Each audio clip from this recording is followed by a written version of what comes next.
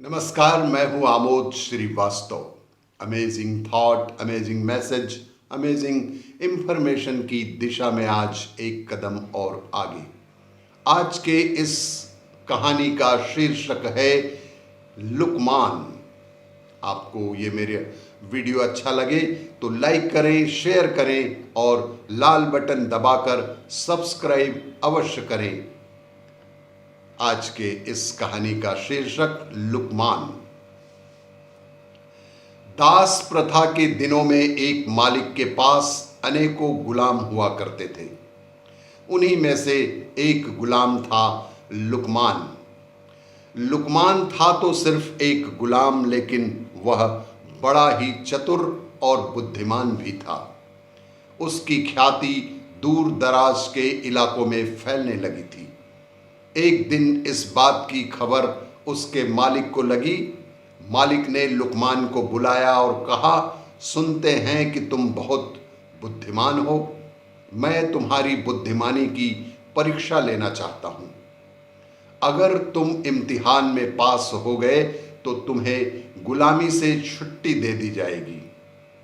अच्छा, जाओ, एक मरे हुए बकरे को काटो और उसका जो हिस्सा सबसे बढ़िया हो उसे ले आओ। मालिक ने लुकमान से कहा कि एक मरे हुए बकरे के शरीर में से जो भी सबसे अच्छा और सबसे बढ़िया हिस्सा हो उसे काट कर ले आओ। लुकमान ने आदेश का पालन किया और मरे हुए बकरे की जीभ काट कर लाकर मालिक के सामने रख दी।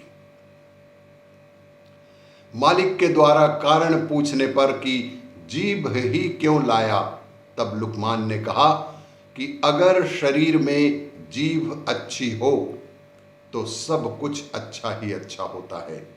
यदि शरीर में हमारा जीभ अच्छा हो तो सब कुछ हमारे साथ अच्छा ही अच्छा होता है।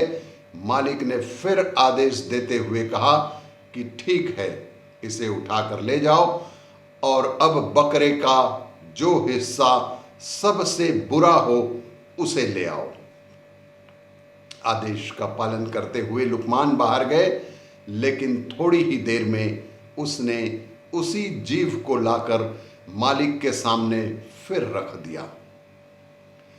और फिर से मालिक के द्वारा कारण पूछने पर लुकमान ने कहा कि अगर शरीर में जीभ अच्छी नहीं तो सब कुछ बुरा ही बुरा होता है।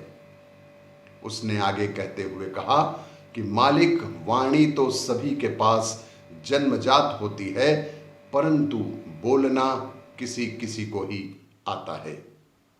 उस लुकमान ने कहा कि मालिक, वाणी तो ईश्वर ने सभी को दी है, जन्मजात दी है, परंतु बोलना किसी किसी को ही आता है।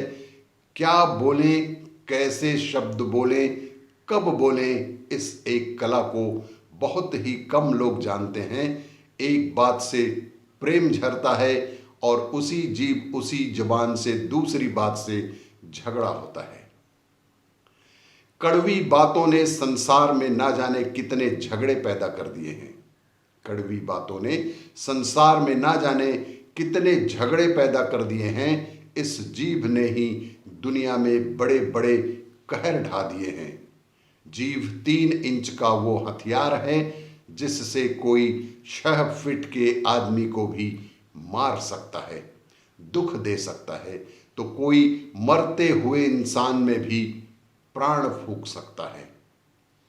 संसार के सभी प्राणियों में वाणी का वरदान मात्र मानव को ही मिला है। संसार के सभी प्राणियों में से वाणी का वरदान एकमात्र मानव को ही मिला है। उसके दुरुपयोग या सदुपयोग से ही स्वर्ग पृथ्वी पर उतर सकता है और दुरुपयोग से स्वर्ग भी नरक में परिणित हो सकता है। भारत के विनाशकारी महाभारत का युद्ध वाणी के गलत प्रयोग का ही परिणाम था। मालिक लुकमान की बुद्धिमानी और चतुराई भरी बातों को सुनकर बहुत खुश हुए। आज उनके गुलाम ने उन्हें एक बहुत बड़ी सीख दी थी और उन्होंने उसे आजाद कर दिया था।